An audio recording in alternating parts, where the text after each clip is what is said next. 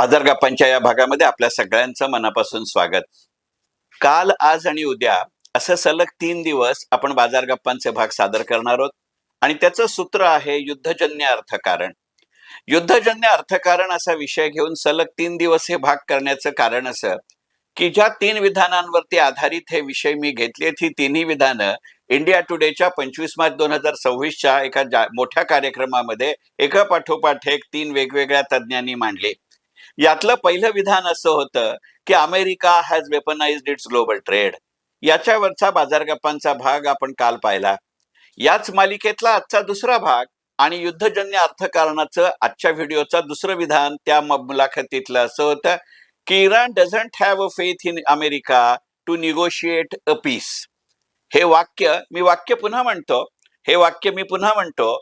इराणच्या एका प्रतिनिधीनं, जो अमेरिका इराण असोसिएशनचा प्रमुख आहे, काही काळ अमेरिकेत आणि काही काळ इराणमध्ये त्याचं वास्तव्य असतं, तो एका जागतिक चॅनेलवरती हे विधान मोकळेपणाने करतो, हे लक्षात घेतलं पाहिजे.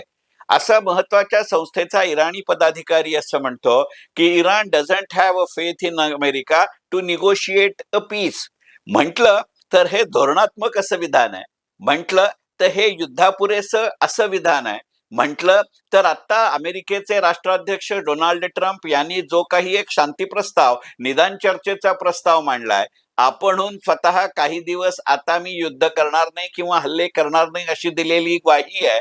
पाकिस्ताननं अमेरिकेच्या माध्यमात किंवा अमेरिकेनं पाकिस्तानच्या माध्यमातनं दिलेल्या एका शांती प्रस्तावावरती, निदान चर्चेच्या संधीवरती असलेली ही कमेंट असेल. हे जरी लक्षात घेतलं तरी एक गोष्ट लक्षात येते की अमेरिकेसारख्या देशानं या युद्धामध्ये इराणचे आधीचे सत्ताधीश नाहीसे केल्यानंतरही अगदी अलीकडे या युद्धाच्या दिवसातच इराणचा पदभार स्वीकारलेल्या सरकारची याबद्दलची भूमिका इतक्या ठाम आणि निस्संदिग्ध शब्दात, इतक्या मोकळेपणानं, इतक्या मोठ्या व्यासपीठावर मांडली जाते.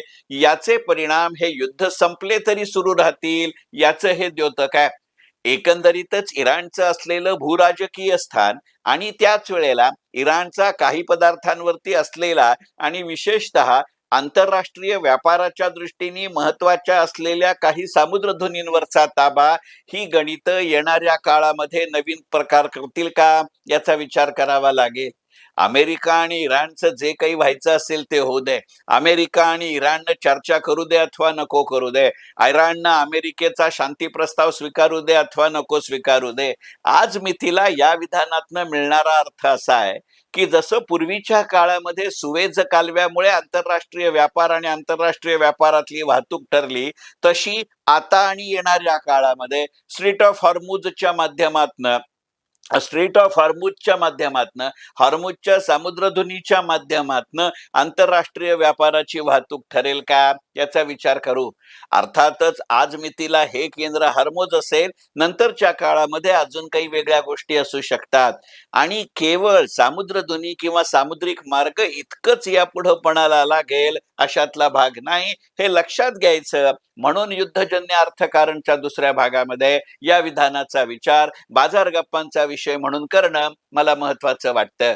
याचं कारण असं, याची सुरुवात आज मितीला त्या सामुद्रधुनीत अडकलेल्या जहाजांमुळे होईलही, पण नंतरच्या काळामध्ये जो न्याय सामुद्रधुनीला लागला, तो न्याय एअर स्पेस किंवा हवाई क्षेत्राला लागेल का, याचा विचार करावा लागेल. कारण लक्षात येणारी गोष्ट अशी आहे की हा प्रकार याच्या आधी झालाय. जसं मगाशी बोलण्याच्या ओघामध्ये मी सुएझ कालव्याचं उदाहरण दिलं, तसं अगदी अलीकडच्या काळामध्ये जेव्हा अफगाणिस्तानचा ताबा तालिबाननी घेतला होता, त्यावेळेला तालिबाननं सगळ्यात पहिल्यांदा त्या देशाच्या एअर स्पेस आणि सी स्पेस आंतरराष्ट्रीय किंवा जागतिक व्यापाराच्या वाहतुकीसाठी बंद केल्या होत्या. त्याची पुनरावृत्ती काही प्रमाणात तरी इराणच्या या भूमिकेमुळे होऊ शकते का, किंवा आज मितीला आधीच झालीये का, याचा विचार करण्याची नितांत आवश्यकता आहे. आणि ही तात्विक चर्चा नाही, ही पूर्णपणाने व्यावहारिक चर्चा आहे. कारण इराणच्या प्रतिनिधीनं केवळ हे विधान करून इराण थांबलेलं नाही. त्यामुळे ही मौखिक किंवा बोली अशी चर्चा नाही, ही धमकी आहे की नाही हे गणित वेगळं. परंतु आज मितीला इराणची याबद्दलची भूमिका अत्यंत स्पष्ट आहे. इतक्या वाढत्या हल्ल्यानंतर किंवा अधेमध्ये घेतलेल्या श्वास घेण्यासाठी दिलेल्या फुरसतीमध्ये सुद्धा इराण हे विधान करतं, हे लक्षात घेतलं पाहिजे. या काळामध्ये अमेरिकेवर विश्वास ठेवणार नाही, या भूमिकेमध्ये इराणच्या जितकं सातत्य आहे तितकंच त्या हर्मुझ सामुद्रधुनीचा कुणाला उपयोग करून देऊ या भूमिकेमध्येही सातत्य आहे. मौखिक आणि व्यावहारिक दृष्ट्या इराणनं हे स्पष्ट केलंय की जे अमेरिकेला सहाय्य करणारे किंवा त्यांच्या बाजूने असणारे देश आहेत त्यांची जहाजं मी इथून जाऊ देणार नाही. त्यांनी विशिष्ट राष्ट्रांची नावं घेऊन फक्त याच राष्ट्रांची मी व्यवहार करेन किंवा त्यांची जहाजं सोडेन असं म्हणेल. आपल्या लक्षात असं येईल की भारताला गॅस सप्लाय करणाऱ्या 3 जहाजांची मुक्तता ही इराणनं दिली आहे. इतकंच नव्हे तर इराणनं तेहरान आणि इतरही आजूबाजूच्या देशांना जे हर्मुझ स्ट्रीटला लागून आहेत त्यांना विनंती केली होती की भारतीय जहाजांना भारतीय किंवा भारताकडे जाणाऱ्या जहाजांना संपूर्ण संरक्षण द्या. त्या समुद्रधुनीतनं बाहेर पडलेल्या 5 जहाजांना भारतीय नौसेनेच्या संरक्षणाखाली आपण भारतीय किनाऱ्यापर्यंत आणू शकलो, हे गणित लक्षात घेतलं पाहिजे.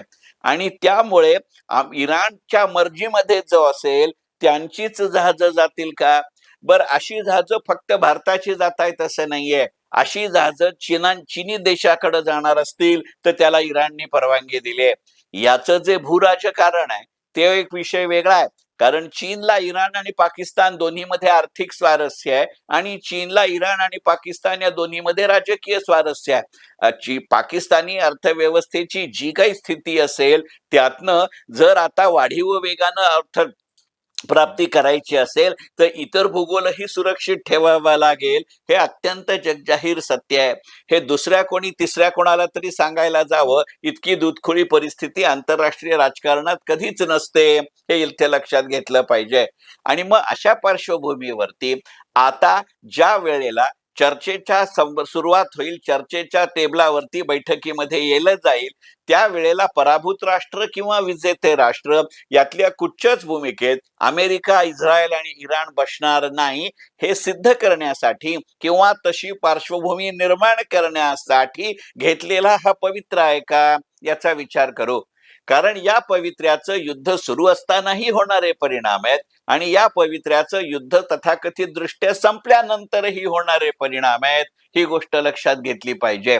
एकंदरीतच ज्या एका उत्कलन बिंदूवरती जागतिक अर्थव्यवस्था आता आलेली आहे त्यावेळेला अशा पद्धतीच्या फिजिकल मुवमेंट ऑफ गुड्स या गोष्टीला पर्याय नाही, हे अत्यंत उघड आहे.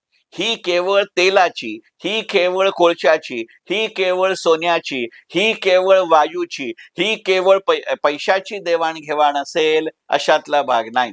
एकंदरीतच युद्धोत्तर नवनिर्मितीच्या काळामध्ये त्याला लागणाऱ्या गणिताची ही गणित आहेत. म्हणजे ही भूमिका की आमचा अमेरिकेवर विश्वास नाही हा केवळ चर्चा याच्यासाठी घेतलेला पवित्रा नसून युद्धोत्तर परिस्थितीमध्ये या देशांच्या अर्थव्यवस्थांचं, नागरी सुविधांचं जे नुकसान युद्धामुळे झालंय, बॉम्ब हल्ल्यामुळे झालाय, स्फोटांमुळे झालाय, क्षेपणास्त्रांमुळे झालंय, ड्रोनमुळे झालंय, यातनं जी निर्मिती करावी लागेल तीही कॉन्ट्रॅक्ट आम्ही अमेरिकेला देणार नाही असं सांगण्याची ही तयारी आहे का किंवा निदान सुरुवात आहे का? म्हणजे जसं आपण निगोशिएशनच्या बाबतीत म्हणतो किंवा अर्थसंकल्पीय प्रस्तावांबाबत म्हणतो की ज्या वेळेला केंद्र सरकारला एखाद्या तरतुदीतनं 100 कोटी हवे असतील तेव्हा प्रस्ताव 400 कोटींचा येतो, म्हणजे फार विरोध झाला तर सवलत देत 200 कोटींवरती तडजोड करावी लागते, मूळ गरज 100 कोटीची असते. असं काही गणित या धोरणामध्ये आहे का? याच्या पर्यायानं जागतिक अर्थकारणामध्ये व्याजदर, जागतिक अर्थकारणामध्ये महागाईचा दर हे वाढतील का? आणि पर्यायानं त्या प्रमाणामध्ये बचतीचा आणि गुंतवणुकीचा दर कमी होईल का याचा विचार करावा लागेल. यातल्या प्रत्येक शक्यतेचा किंवा अशक्यतेचा गुंतवणुकीच्या विविध साधनांवरती परिणाम होईल, हे अत्यंत उघड आहे. असा अपरिहार्य परिणाम होत असताना तो साधन परत्वे बदलत जाईल, तो काल परत्वे बदलत जाईल. म्हणजे जो परिणाम फिक्स्ड इन्कम सिक्युरिटीवरती होईल तो इक्विटी मार्केटवर होईलच असं नाही. जो परिणाम संपूर्णपणाने इक्विटी मार्केटवरती होईल तेवढा आणि तसाच परिणाम शेअर बाजाराच्या प्रत्येक घटक क्षेत्रावर होईल असं नाही. हे जसं स्थलपरत्व आहे तसं कालपरत्वही आहे, की एकंदरीतच याचा अल्पकाळामध्ये परिणाम किती होईल, मध्यम काळामध्ये परिणाम किती होईल आणि दीर्घकाळावरती परिणाम किती होईल, ह्या वेगवेगळ्या गोष्टीतून होत असतो.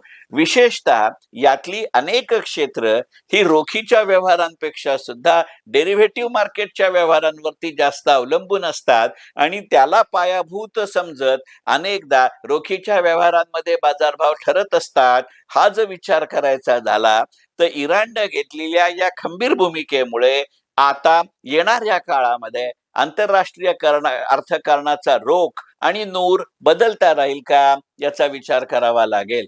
कारण कितीही नाही म्हटलं तरी भूगोलामध्ये आणि अर्थकारणामध्ये तुमच्या देशाचं स्थान हे महत्वाचं ठरतं, हे लक्षात घ्यावंच लागतं. म्हणजे काही वेळेला भूराजकीय स्थानाचे जसे तोटे असतात, मग त्यामध्ये आपण म्हणतो तसं की ओल्याबरोबर सुखही जळतं, ज्याचा आता अनेक आखाती देशांमध्ये आपण अनुभव घेतोय. त्याची दुसरी बाजूही असते की या भूराजकीय स्थानामुळे इतरांजण तुम्हाला हलक्यात घेऊ शकत नाहीत. आज इराण या परिस्थितीत आहे, याच्याकडे दुर्लक्ष करून चालणार नाही. अन्यथा एकाच वेळेला चीन, रशिया, भारत, अमेरिका आणि युरोप असे 5 वेगवेगळ्या वृत्ती प्रवृत्तींचे, वेगवेगळ्या आर्थिक, सामाजिक, राजकीय, धार्मिक स्वारस्याचे देश इराणबाबत अशी एकाच बाजूनी अमेरिकेचा अपवाद वगळता साहजिक एका सावधानतेची भूमिका घेतात, होता होई तो तटस्थ राहतात. याचा विचार करावा लागतो. कारण शेवटी परफॉर्मन्स इतकंच परसेप्शन हे अर्थकारण आणि गुंतवणूक क्षेत्राचे प्राणवायू असतात, याकडे दुर्लक्ष करता येत नाही. आणि म्हणून युद्धजन्य अर्थकारणाच्या 3 भागांच्या मालिकेतला आजच्या दुसऱ्या भागाचा विषय की अमेरिकाविषयी आम्हाला विश्वास नाही, असं इराणच्या प्रतिनिधीनं केलेलं विधान. हे जितकं पॉलिटिकल स्टेटमेंट आहे, हे जितकं पॉलिसी स्टेटमेंट आहे, तितकंच ते प्रॅक्टिकल स्टेटमेंट आहे. ही गोष्ट लक्षात घ्यावी लागते. कारण जेवढी जसं म्हटलं जातं की time and tide waits for nobody, असं ते गणित आहे का? मग आत्ताची टाईड कधी जंगते याचा विचार करावा लागतो. काय सांगावं, अमेरिकेच्या आणि इराणच्या अशा पद्धतीच्या जाहीर भूमिकांमुळे येणाऱ्या काळात या युद्धाचं रूप बदलू शकतं. आपण अनेकदा यापूर्वी इतिहासात बघितलंय की एका विशिष्ट टप्प्यापर्यंत नेपोलियन बोनापार्ट जिंकत होता, नंतरच्या टप्प्यात ते शक्य झालं नाही. दुसऱ्या महायुद्धामध्ये एका विशिष्ट टप्प्यापर्यंत अडॉल्फ हिटलर विजेता ठरत होता, रशियावरची स्वारी हे त्याचं गणित फिसकटलं. अशा पद्धतीचं फिसकटणं किंवा घडणं, बिघडणं किंवा घडणं किंवा मोडून पडणं, या टप्प्यावर हे युद्ध आलंय, याची ही प्रचिती आहे. आणि म्हणून आजच्या बाजार गप्पांचं विधान हे त्या इराणी प्रतिनिधीचं विधान की इराणचा शांततेची चर्चा करण्यासाठी अमेरिकेवर विश्वास नाही, हे कदाचित युद्धोत्तर अर्थकारणाचा पासवर्ड ठरेल. मनपूर्वक धन्यवाद.